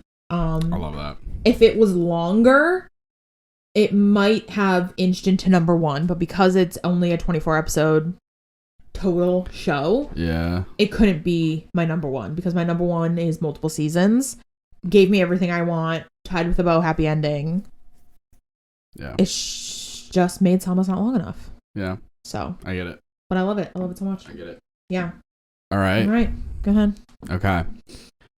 My number 1 is here because it's one of the first that I've ever seen. It's also, I think, as far as I know, it's still going on in different ways, shapes, and forms, whether it's different seasons or movies or whatever. And then also, it is just so impactful into my life. Like, just, I think about it all the time. It is my Roman Empire. It is Dragon Ball Z. Oh, I thought it was going to be Pokemon. No. Wow. Dragon Ball Z. Pokemon is on my honorable mentions as along with Digimon because of it being so early in my life and being the first. I mean, at the time I didn't even know it was anime. It was just a cartoon, right? Like, you don't know. Just a cartoon. Yeah. And that one is for kids. Whereas like anime to me is like, not that Pokemon doesn't fall under anime because it does. But like for me, anime is like adult cartoons made in Japan. Yes. Do you know what I mean? Have you watched Dragon Ball Z in your adult life? Yeah. Oh. Yeah, I've rewatched it many times. I've watched Dragon Ball, which is when Goku is a little kid and he first finds the Dragon Balls, and that's where you meet Bulma and Master Roshi and Krillin and Piccolo. The green all one? All these characters for the first time. The green one is Piccolo. Do you know that I've seen episodes of Dragon Ball? Or Dragon Ball Z, but yes. Probably. With Austin on Uncle Eddie's waterbed? Yeah, that totally makes sense. On Tsunami, probably. Mm-hmm. Yeah. And every time you bring up that waterbed, it makes me so nervous. It makes me so sad for you that happened. That's where in the sense of like... When I would hang out with Austin, that's where we would sit and watch shows. I know. Where I watched The Dark Crystal and Dragon Ball Z. I know. You're... Oh my God. Anyway, it's because you were mean to me. Keep it light. You were mean to me when we were little. So I had to hang out with Austin. No offense, Austin. Okay. So that's so funny. It's created by Akira Toriyama in 1984. That's when Dragon Ball was created. But yeah, and it's called Dragon Ball because there's these 7 Dragon Balls, and if you get all of them, you know what they look like, right? The bowling balls with a star. They're look at my hand shape and tell me that's a bowling ball. But that's what they look like. Do they look like bowling balls? Any ball? Do they have a star? Any sphere is a bowling ball now. Is that what we're saying? Star? Any sphere is a bowling ball? Yes. Do they have a star? They have anywhere between 1 to 7 stars. Okay. Based on which one it is. By the way, I went bowling once where the bowling balls were like this. Oh, that like pin bowling thing that they do in like disgusting Pittsburgh? No, thank you. Yes. So you collect all the things and then that summons the dragon. And then you get to make a wish. Okay. And he will grant your wish. Okay. Naturally, bad guys want these freaking Dragon Balls because, you know, so they got to get them. Although I will say the Dragon Balls are bowling ball sized on Namek, on Piccolo's home planet. They're very big. That's really funny. But anyway. Look at that.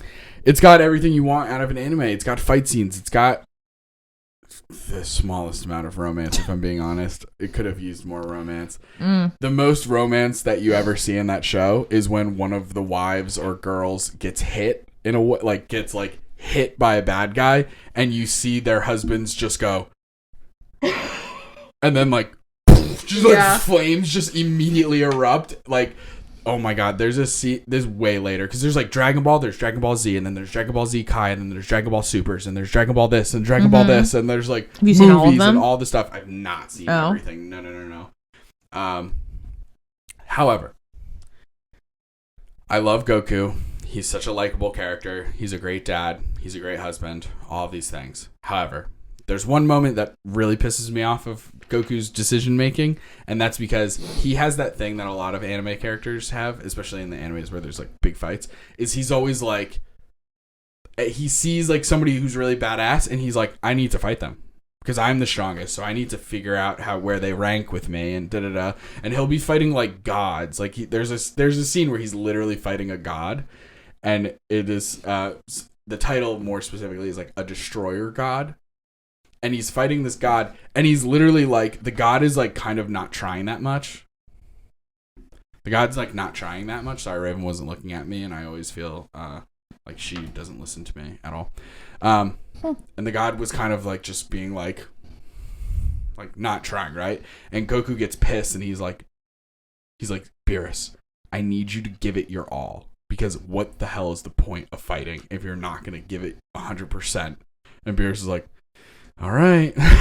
And like almost destroys the planet like in the process. Goku does a bunch of things like that. Like there's a moment where they're fighting this evil alien like being called Cell, and Goku's already been killed by him, but in this world it's very like the show Supernatural. Like the amount of times they come back to life is unreal. So he's like dead. He comes down as like a spirit. He's got the little halo and everything, and he knows that his son Gohan is going to fight him next, and he gives Gohan a sensu bean, which can heal all your wounds instantly, brings you back to 100%. It also cures like fatigue and all that shit. And you're like, okay, that's smart. That was really smart, because now Gohan is like 100%. But then he gives one to Cell, because in his head that is like the honorable thing to do. And that pissed me off so much. The idea that it was like, fuck your honor. We talked about this the other day. Fuck your honor. Like, the entire world is at stake, and you're like, yeah, but if I heal my son, I should heal. And it's like, Goku, you're not even the one fighting him. Your son is. And don't get me wrong, like, he does win in the end. Spoilers. But, like, ugh. A lot of characters do stupid stuff in the name of honor. It's so freaking dumb. I hate that shit. But, the show is just so good. There's so many good moments.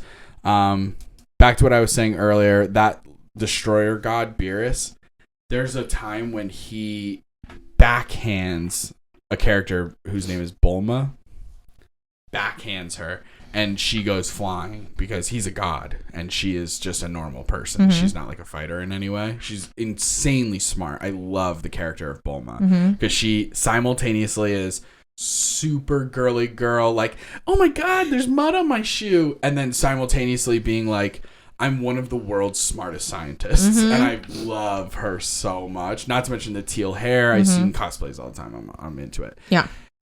She ends up, spoilers, getting married to Vegeta, who for a huge arc is 1,000,000% an enemy. Okay. But eventually they get married. They have a kid. They're cute in the later seasons and stuff like that. That's also very cute to see the kids growing up and stuff and getting stronger like their parents and things. But Beerus hits Bulma, and you see Vegeta, who already is a hothead, like he's known as being the hothead in the group. Imagine him seeing his wife get hit. Like, I'll show you the scene and like later. It is so intense. He literally does the whole like and then just looks up and just goes, Ma, don't hit my Bulma. Yeah. And just like you see the energy aura like push, and like air, like all of his friends who are standing around him are like getting pushed by wind, and they're like, like, Vegeta, calm down. And he just like immediately pumps up, and it's so fucking cool. Oh, that's all women want, by the way. Yeah. I just want my partner to explode in anger if I were to ever get hit. Yeah. That's not much. It's such a good show. I just remember watching it as a kid on Toonami and being absolutely obsessed with it. Is that Cartoon Network? Yeah, it was. It was like a section of Cartoon Network, like a time block where they showed certain shows. Like Cowboy Bebop used to be on really, really late, and I was never into it because it was too late for me to watch. But yeah, they did play Cowboy Bebop, and Dragon Ball Z, and Dragon Ball Z is one of the classics, man. And then I remember watching Dragon Ball later on in life when I finally had access to the internet and stuff like that, and it just blows me away every time. Goku is the perfect protagonist. He is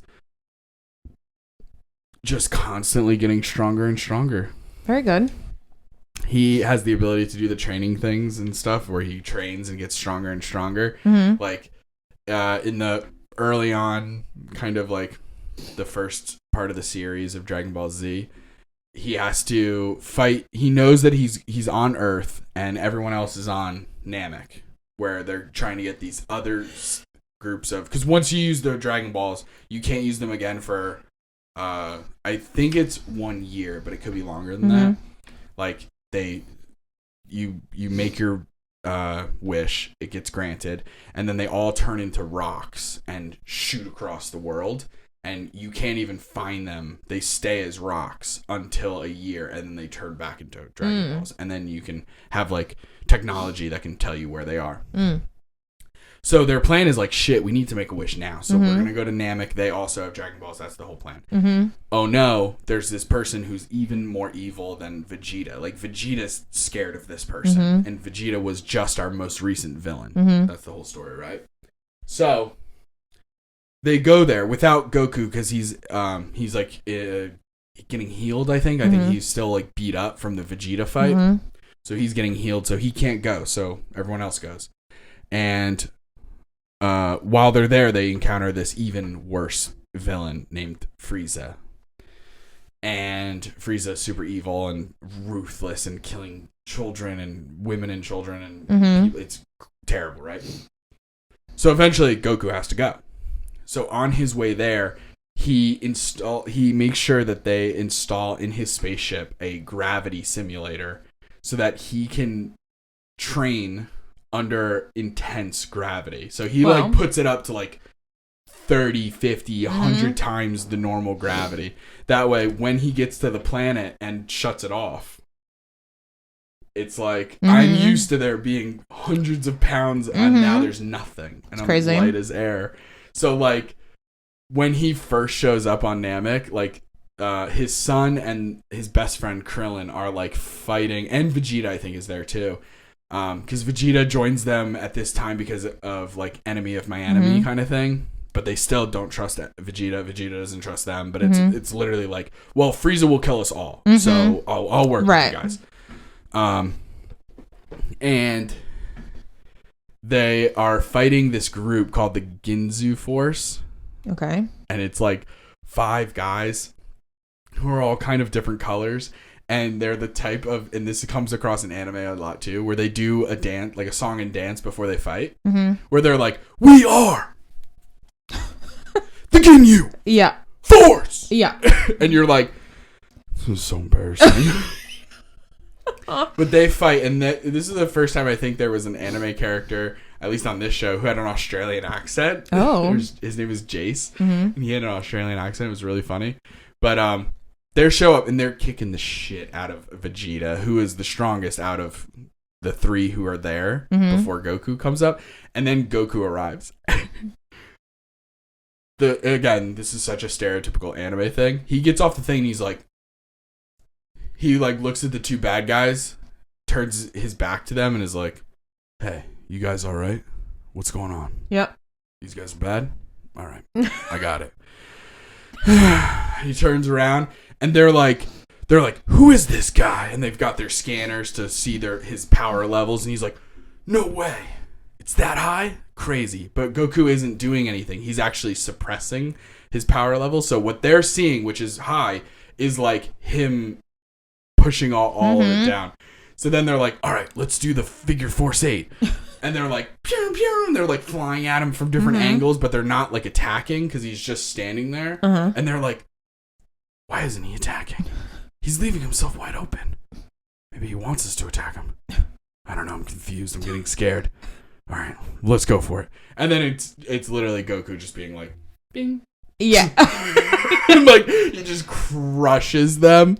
Oh my god, it's so good. Amazing. And then he finally, like, eventually fights Frieza and stuff, but Frieza has multiple forms, and that's where you get the expression, this is my final form. Yeah. Or, this isn't even my final form. That's from Frieza from Dragon Ball Z. Like, Dragon Ball Z has, or if you ever heard, like, power level over 9,000, that's Dragon Ball Z. Like, it's pervaded culture. Like, it's so big. Like, I just love Goku comes up in those conversations, and so does, like, One Punch Man, Saitama.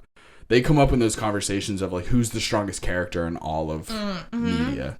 Yeah. Like, who would win, Superman or Goku? Yeah. And it's like, there are discussions to be had about that where Goku does come out on top. And it kind of is just like a matter of how much training can Goku have. Like, if Goku were to fight Superman once, and, like, let's say he loses, the next time they fight, Goku will probably win, because that's how Goku is. Yeah. Like, you beat him once and he learns and he gets stronger, and then it's like, now you're done. It's good. Or if you frustrate Goku. Yeah. Goku is so nice and sweet. He kind of has the mind of a child, which sometimes is weird, but whatever. But man, if you hurt his family, like, his wife's name is Chi-Chi, and you meet her also in Dragon Ball when they're kids. It's so cute.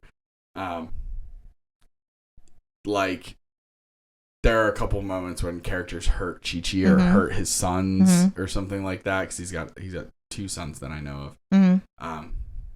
But, like, he'll destroy you. And they do the thing, and they go Super Saiyan, and their hair turns blonde and spikes up, and then Super Saiyan 3, it becomes, like, really long, and then it's hilarious. There's Super Saiyan Blue, and there's Super Saiyan Ultra Instinct, and there's and there's all the different forms, and everyone always, I remember making jokes of being like, dude, I don't know what level of Super Saiyan it is, but when their hair color turns like white or pink or who knows what, it's gonna be so powerful. Yeah.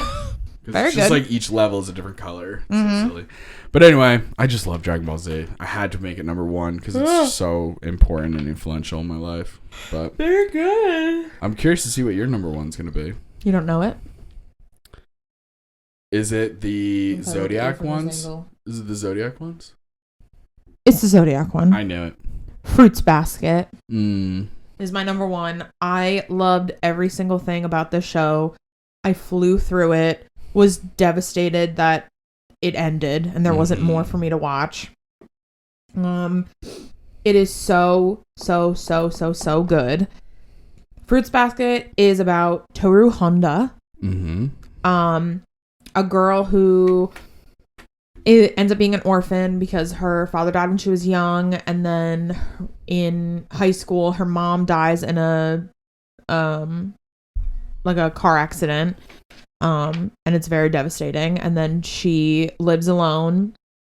And then she stumbles upon this house that is owned by the Soma family. And she meets 2 people who live there. And they, like, kind of take her in because she's living in a tent. So they take her in, and she kind of, like, cleans up around the house and cooks for them, in exchange, like, for room and board.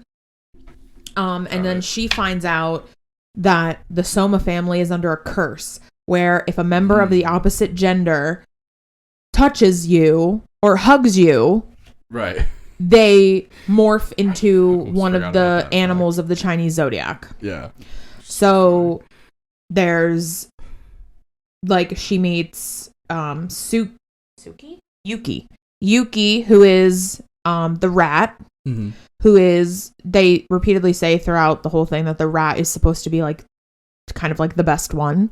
Like, he's the luckiest one, the prettiest one, the most successful one. And she meets Kyo Soma, who is the cat, who is interesting because the cat is not, like, supposed to be part of the zodiac. He's, like, the extra one. Like, the cat got kicked out of the zodiac a long time ago, so he wants to be a part of them, but he really isn't. Yeah. And then there's the dog, the rooster, the horse, the dragon, which is interesting because the whole show, I was waiting to meet the dragon. I was like, the dragon has to be the best one. Like, out of all of these, I'd want to be a dragon. Like, that would be so freaking cool. And then one of them that you meet, I was confused because he turned into like what I thought was like a little fish. And I was like, fish isn't in the zodiac. Like, what is he? And then they don't even explain it. It dawned on me later in the show that he's a sea dragon, like the little seahorse type thing. Yeah. He's the dragon. Whoa. Yeah. And he's like really embarrassed about his zodiac because when he turns into it, he's this big and you have to put him in water. Otherwise he just like flops. Like he can't. So he's just like a seahorse? Like he's just a seahorse. Wow, that's really funny. Yeah. I was not expecting that. Yeah. Neither was I. It dawned on me later and I looked it up and I was right. And I was like, I cannot believe that. There's the snake. There's a bunch of them. So she meets all of them. Monkey, goat. Yeah, monkey. Ram, depending on pig. I think the ram. Ox. Or cow. There's an ox, but I think the ram looks more like a sheep in the show. It looks like a sheep. I've heard it referred in multiple ways. Sheep, goat. Yeah, but she meets all of them. As the series progresses, afflicted members of the Soma family and I can't read. As the series progresses, Toru learns of the hardships and pain faced by the members of the Soma family who are affected by this curse. And through her own generous and loving nature, she helps them heal their emotional wounds. Which is really sweet to see because like the Soma family, they're like very strange. Like they have this head of the family, whose name I can't remember and is not listed here. It's like Akira or something. Wait, let me try and find it. I know Matt Mercer was a Akito. Actor. Oh, Akito. Yes. Okay. Akito is the head of the family. And according to like the legend of the Chinese zodiac, it's like God was lonely and wanted companions. So he gets together all of these animals to be his companions and he makes them the zodiac members. And they're bound to him for every lifetime. Like every reincarnation of their lives, they're bound to him so that he's never alone. Okay. Akito is the reincarnation of God. In this curse. Okay, so all of the reincarnations of the zodiac are bound to Akito. And Akito, their whole life growing up, were told like, you are the best, you are the chosen one, everyone needs to bow to you, like you are God, like essentially. And Akito is like very emotionally immature and like very lonely and very like sheltered from everything. So becomes very needy and very like, oh boy, very emotionally messed stunted, up, like stunted. Like, so when anyone is like, I maybe don't want to like have dinner at your house, Akito is like, absolutely not. You will, you're bound to me. You do whatever I tell you. Like, you won't leave me. Like, so it's crazy. So you see like all that, but they have like weird relationships and they're all like going through these like weird emotional crises. And Toru is like so sweet and her mom told her to love everybody and care about everybody, like no matter what they look like, no matter what they act like everyone's going through their own stuff. So like you just have to be kind always. And so Toru like accepts them and loves them, and like even when they're being mean to her, like Akito like at one point like slaps her across the face and like cuts her, makes her bleed, and is like, you're nothing, like you're whatever, and is so mean to her. And Toru is like, I know the only reason you're like this is because you're in pain. Like you're in pain and you're lashing out, and I want to be here for you. I want to learn about you. I want to help you. Like just the most unreasonable, crazy amount of kindness. Is Toru, where like anyone else would like flip out. Like she is always so sweet. And I just want to throw in there that Toru is in the English Laura Bailey. Yes. Yep, Laura Bailey, who I love. And Matt Mercer plays God, does not play Akito, plays God in there's like one older little flashback clip where they flash back to the original Zodiac where it was God and the animals he bound to him. Mm-hmm. Matt Mercer plays that God. Makes sense. That's where his voice comes in. Makes sense. But it's awesome. You meet, when you were describing like side characters of a show that you meet who aren't always there, but they pop up and you know them. Toru has 2 best friends from her high school that you meet. And one of them is Hana, and I can't remember the other one who's blonde. But Hana-chan is what she calls her, and she's so awesome. She's like goth kind of, and she's all black, dresses in all black, has long black hair, and she senses people's like waves, like electrical waves, like around them. And like if someone is like even thinking bad thoughts about Toru, like you'll see Hana-chan be like, and she'll like talk like to herself and be like, for people only listening, Raven just stared me down so hard. Yeah. Suddenly. She like says something like, I sense something in their waves. In their waves.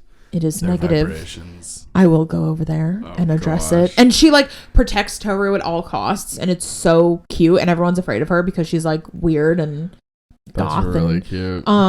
Yeah, but the show is so incredible. Like there's romance, and this was amazing because there's a love triangle.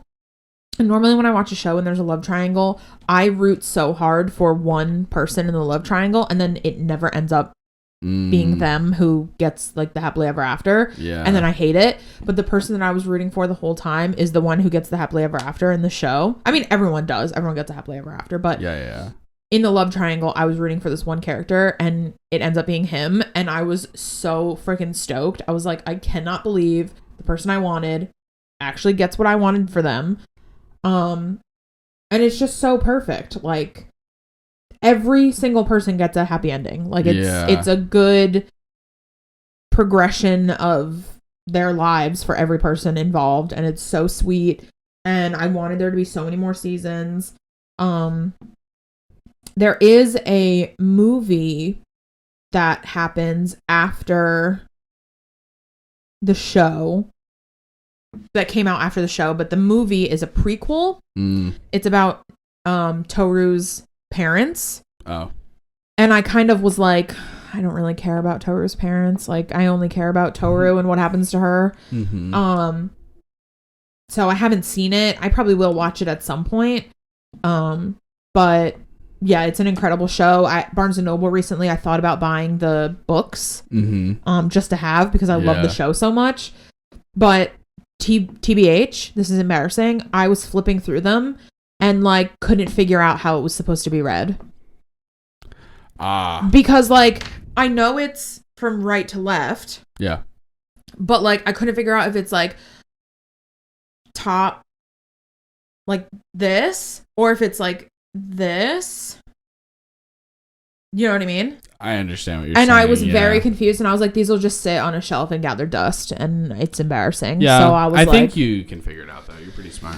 I'd have to Google it, but the box set is so pretty and cute, and I love Fruits Basket so much. It's my all-time favorite anime currently. Nothing has beat it so far, and I think that I will rewatch it in due time. Incredible. Yeah, I love it so much. I love that for you. It's perfect. It's a perfect anime. I'm so glad you found an anime that you like. Yeah. That's what it's about. Ones. Like I said, there's probably an anime for everyone. They have all kinds of stuff. There's like Food Wars that's really specific on that. They have every kind of sport. Food Wars is crazy. If you're into sports, they have an anime about every sport. There's a basketball one. There's a volleyball one that I actually would probably deserve to make my honorable mentions list, because it was I only saw the first season, but it was amazing, and I love volleyball, and it got me into volleyball, and they explained the rules, and now I know what a libero is, which is like the position that one person who wears a different color. Yeah, that's the libero, and all these different things. Yeah, there's more. I watched one called My Happy Marriage, which was good but not good enough to make the list, and I just started 7 Deadly Sins, which is pretty good so far. I'm excited to see where that goes. 7 Deadly Sins makes my honorable mentions, as well as One Punch Man, Death Note. I never finished Death Note. Neon Genesis Evangelion. What else is there, man? Jujutsu Kaisen, Chainsaw Man. I started Bleach and watching that for a little bit. I'm into it, and I would like to see where it goes. Interesting.